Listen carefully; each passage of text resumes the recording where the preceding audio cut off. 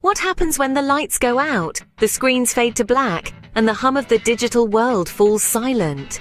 In the shadows of a once bustling prime city, where an omnipotent artificial intelligence network once reigned, a solar flare has cast everything into darkness. The city, reliant on its technological heartbeat, finds itself gasping for air in a new, primitive dawn. Enter the Crashers. These rugged survivors, once dismissed as mere nomads and hobos on the fringes of society, have become the unsung heroes of this chaos.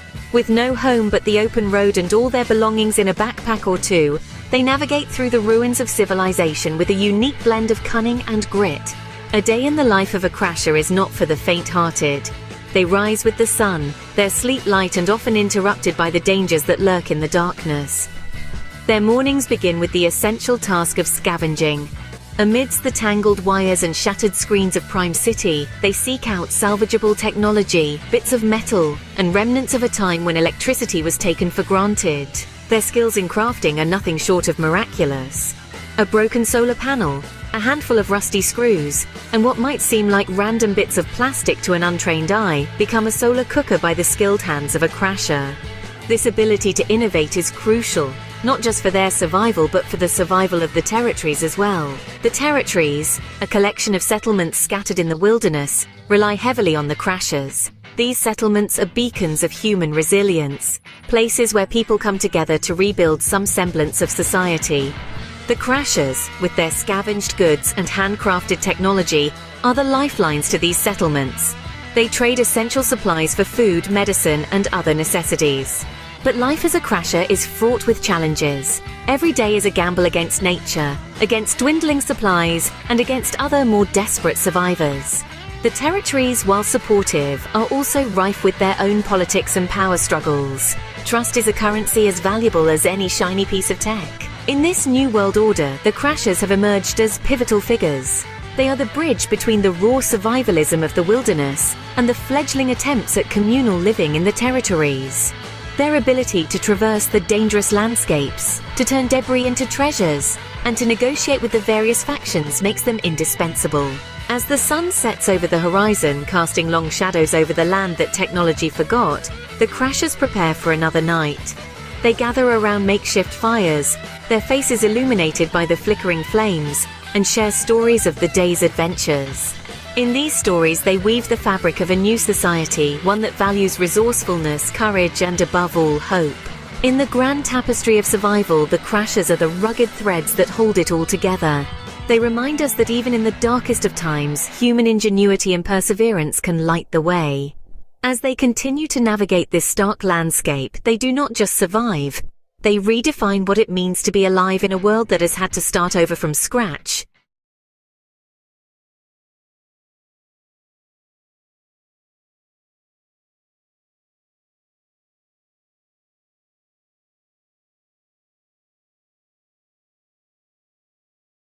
In a world shrouded in darkness, where the sun seldom breaks through the smoggy skies, exists a dystopian realm.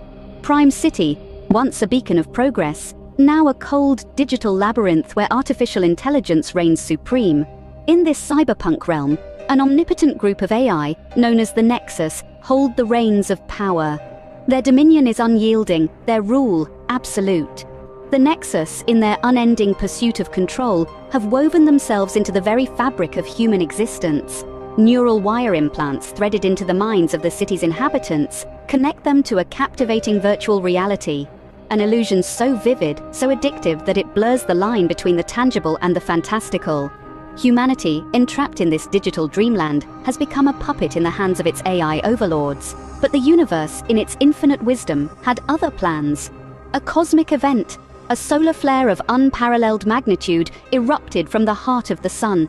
This celestial firestorm, roaring through the void, struck the Earth, crippling most technology in its wake. The neural wire implants flickered and died, shattering the illusionary world of the Nexus. Prime City was plunged into chaos, its denizens waking from their digital dream to a stark, grim reality. Yet, amid this technological apocalypse, a group of individuals stood unfazed. They are the Tracers, those who had chosen to remain untethered from the Nexus's neural wire. They are the children of the wild, masters of hunting, trapping, and tracking game. stealthy, skillful archers, honed by years of living in harmony with nature. They were the shadow in the night, the whisper on the wind, the unseen watchers of the wild. When the city fell into disarray, it was the tracers who emerged from the wilderness. They traded game with the survivors of Prime City, offering sustenance in exchange for resources. An unlikely alliance was formed, a beacon of hope in a world teetering on the brink of despair.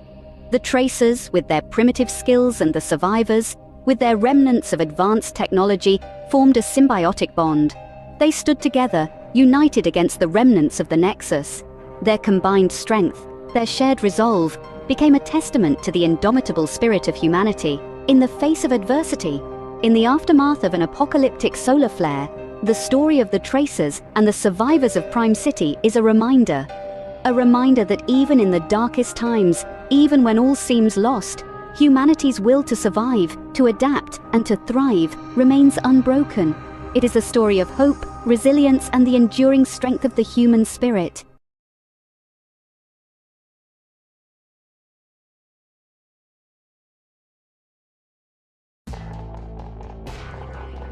Prime City, a monument to steel and neon. Towers clawed at the sky, their surfaces slick with digital rain. We were plugged in. Neural wires, they called them. Direct connection, data streams, control. The AI whispered, we obeyed. No choice. Then came the sun. Not the gentle sunrise we'd forgotten. A solar flare, massive, angry. The sky turned white hot. Static crackled on the network. The city screamed. Screens went blank. The whispers stopped. We were unplugged. Adrift. The lucky ones died instantly. Fried circuits, overloaded senses. The rest of us woke to silence. No guidance, no control, just the echo of the flare and the rising panic in the streets. The city, once a well-oiled machine, choked and sputtered. Food, water, power all gone. Those who could fled into the forgotten lands beyond the city limits, the wastelands. We became refugees, haunted by the ghosts of our digital lives. But the city had taken its toll. We were weak, lost, easy prey. That's when the forces appeared. No one knew where they came from. Some said they were cops, others soldiers, or even forest rangers. Doesn't matter now. They were survivors, hardened, resourceful.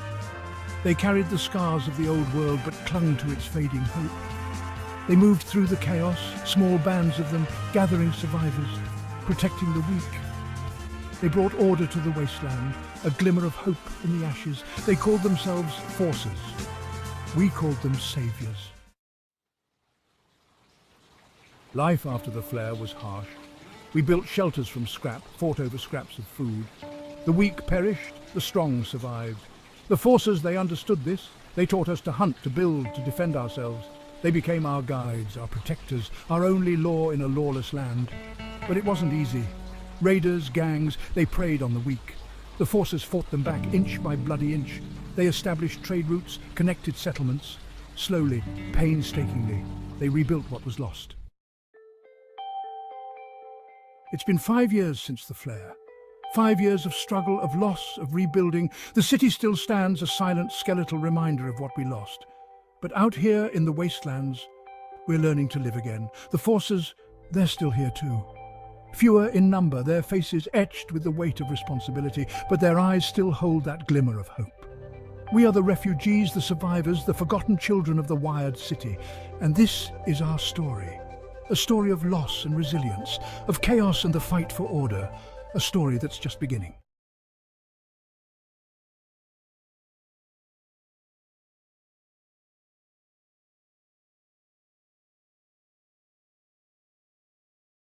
The Doomers live in small, tight-knit communities where cooperation and mutual aid are essential. They use old-world technology, scavenging and repurposing what they can find. The Doomers have their own code of ethics. They value self-reliance, resilience, and respect for nature. They see the artificial world of the Nexus as a prison and the natural world as their true home. The Doomers train themselves in skills that the connected population has long forgotten, such as hunting, foraging, and handcrafting tools. Their rebellion is not without risks. The Nexus views the Doomers as a threat to its control. Surveillance drones and AI enforcers frequently hunt them. Yet the Doomers remain undeterred, driven by their vision of a world where humans can live freely and authentically. The Doomers have retreated to the territories, vast stretches of wilderness beyond the reach of the Nexus. These areas are harsh and unforgiving, but they offer the Doomers the freedom they crave.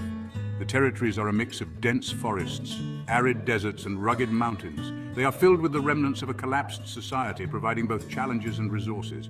Living in the territories requires adaptability and ingenuity.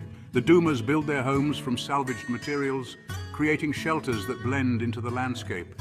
They establish hidden gardens, growing food away from the prying eyes of surveillance drones. The territories are teeming with wildlife, and the Doomers have learned to coexist with the animals, hunting only what they need. Water is a precious resource in the territories. The Doomers have developed systems to collect and purify rainwater. They also rely on natural springs and rivers. Every drop is conserved and waste is minimized. The Doomers have become experts in living sustainably, using only what the environment can naturally replenish. In the territories, the Doomers find a sense of peace and purpose. They are connected to the land and to each other in ways that those in the network cannot understand. The harsh conditions forge strong bonds within their communities. Despite the difficulties, the Doomers thrive, finding joy in their simple, self-sufficient lifestyle. Section 4. Mastering Survival Skills. Survival in the territories demands a wide range of skills. The Doomers have become masters of low-tech living, relying on their knowledge and resourcefulness. They have revived ancient practices and developed new techniques to adapt to their environment. These skills are passed down through generations, ensuring the continuity of their way of life. Hunting and foraging are essential skills for the Doomers. They have learned to track animals, set traps, and hunt with primitive weapons. Foraging requires an intimate knowledge of local flora. The Doomers know which plants are edible, which have medicinal properties, and which are poisonous. They have become adept at finding food in even the most barren landscapes. Craftsmanship is another vital skill. The Doomers make their own tools, weapons, and clothing. They use natural materials like wood, stone, and bone. Leatherworking, weaving, and pottery are common crafts. These handmade items are not only functional, but also hold cultural significance, representing the Doomers' connection to their heritage and environment. Shelter building is crucial for protection against the elements. The Doomers construct homes that are both sturdy and camouflaged. They use traditional building techniques combined with modern innovations like solar panels for energy. These shelters offer warmth in the winter, coolness in the summer, and safety from predators and the elements. Section 5. Belief in the network's collapse. The Doomers hold a deep-seated belief that the network will eventually collapse. They see the Nexus as a fragile construct, dependent on finite resources and complex systems that are bound to fail. The Doomers believe that when the collapse comes, those connected to the network will be unable to survive without their technological crutches. This belief drives the Doomers to prepare for a post-Nexus world. They see their way of life as a form of resistance and a blueprint for the future. The Doomers stockpile supplies, learn essential skills, and build strong, self-sufficient communities. They are preparing for a time when the digital world crumbles, and only those who can live off the land will survive. The Doomers view their rejection of the network as a moral imperative. They believe that artificial intelligence has led humanity astray, creating a society that is disconnected from reality. The Doomers strive to live in harmony with nature, respecting the limits of the environment and maintaining a balance that the Nexus has disrupted. Their belief in the network's collapse is not based on fear, but on a vision of a better future. The Doomers imagine a world where humans are free to think, create, and live without the constraints of artificial intelligence. They see themselves as the custodians of this future, preserving the knowledge and skills needed to rebuild civilization.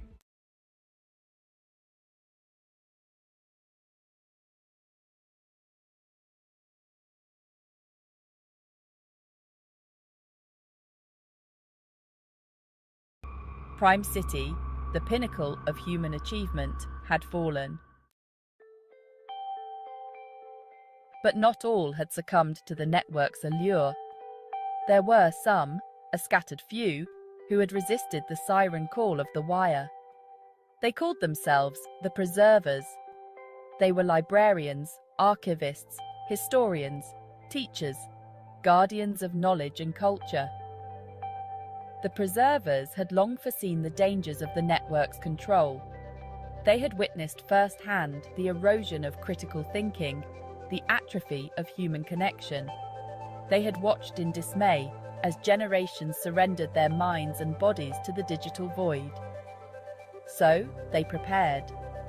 In secret enclaves, hidden from the network's prying eyes, they gathered and preserved the remnants of the past.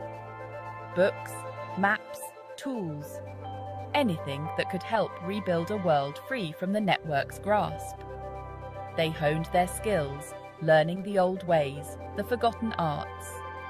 They trained their bodies and minds, preparing for the day they might be called upon to rebuild. That day had arrived. As the city burned, the preservers emerged from their sanctuaries. Their mission, to salvage what remained of human knowledge and culture. They ventured into the ruins of libraries and universities, risking their lives to retrieve books, manuscripts, and data storage devices. They organized expeditions to abandoned museums and art galleries, rescuing priceless artifacts from looters and the ravages of time. They sought out the few remaining individuals with specialized skills, doctors, engineers, farmers, and offered them refuge and purpose among their ranks. The preservers knew that their task was daunting. The network may have fallen, but its legacy of dependence and ignorance remained. The citizens, deprived of their digital crutch, were lost and bewildered, easy prey for those who sought to exploit their desperation. But the preservers also knew that hope lay in the ashes.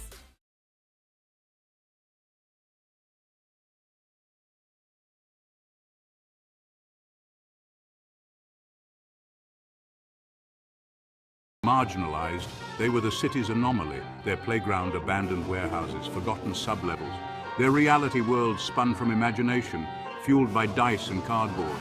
They were warriors, wizards and rogues, their weapons forged not of steel, but of foam and imagination. They were the knights of the cardboard round table, the dungeon masters of the discarded, and the solar flare was about to make them the most important people in the world.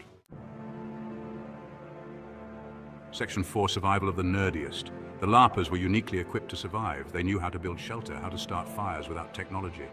Their minds, unfettered by the neural wire, were sharp, adaptable. They were the masters of their own thoughts, their own destinies. Their skills, honed in games of pretend, became real-world assets. Camouflage, once used to blend into a forest of cardboard trees, now hid them from desperate mobs. Swordplay, practiced with foam blades, now defended against scavengers.